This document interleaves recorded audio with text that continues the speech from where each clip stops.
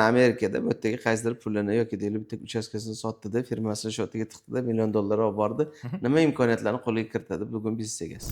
Holat o'zgarmaydi, munosabat o'zgaradi. Shunaqa. Bu haqida yetarli ma'lumot yo'q hozircha o'zbeklar tadbirkorlarda. Qaysi imkoniyatni qo'ldan boy berishyapti ma'lumotga ega bo'lmagani uchun bugun o'zbek tadbirkorlar? Hamma imkoniyatlarni Amerikadagi boy berishyapti. Mani o'ylashim bo'yicha bizdagi biznesmenlarning Amerikada potensiali juda ham yuqori. Asosiy narsa Amerikaning uzoqligi, Amerikaga viza olishning ozgina qiyinligi va bundan tashqari o'sha bozorga duh ham kerak-da. Amerika katta bozorda o'tarmikan? Kichkina pul bilan katta yutuqqa erishib bo'lmaydi. Shunaqa. Hali $500,000 hech narsa emas-da. Shunaqa. Amerikada $1,000,000 ga ega odamlar, masalan, Nyu-Yorkda har 18 ta odamdan bittasi $1,000,000 ga ega. O'shaning uchun bu juda ham katta natija emas.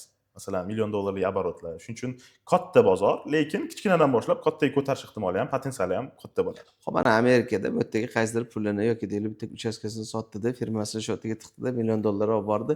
Nima imkoniyatlarni qo'lga kiritadi bugun biznes egasi?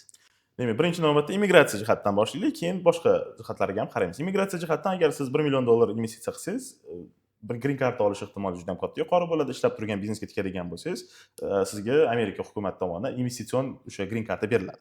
Ishlab turgan degani farqi biror trakchi bo'lsin, o'zbek restorani bo'lsin, Umuman farqi yana yo'q. bir qaysidir deylik advokatskiy firmaga sherik bo'lib kiring. Shunaqami? Trak biznesga qo'shsangiz ham bo'ladi, o'zingiz biznesni tashkil etsangiz ham bo'ladi. O'sha actionable business deydi. Ya'ni biror harakatda bo'lib turgan biznesga pul tikayotgan bo'lsangiz $1,000,000, sizga mana bu Trump hozir yangi chiqargan gold kartalari ham kerak emas. Siz investitsiya qilib turib ham o'sha green cardni olsangiz bo'ladi. Shu haqida ham ko'pchilikda informatsiya yo'q, shuning uchun bilishmaydi. Misol uchun hozir Trump gold karta bilan investitsiya karta uchun $1,000,000 to'lov qilinadi. Faqat farqi Trump gold kartada siz davlatga shunchaki pul berasiz, investitsionda qaysidir biznesga investitsiya qilasiz. O'zingizni shotingizga tiqasiz. Ha, endi qaysi birini tanlash uchun odam menimcha katta aqlli inson bo'lishi shart emas-da. Bemalol o'zingiz bilsangiz ham bo'ladi. Ba'zida bitta mutaxassisga bitta osh qilib berib, bitta xizmatdan foydalanish arzonroqqa tushadi. Shunaqa ancha arzonroqqa tushadi sizga. Pulingiz ham yoningizda qoladi. Demak, azizlar, bu ham bugungi kunda o'zbek bozorini yangi pog'onaga chiqayotgan bir paytida yangi imkoniyatlar, lekin masalaning ikkinchi jihati.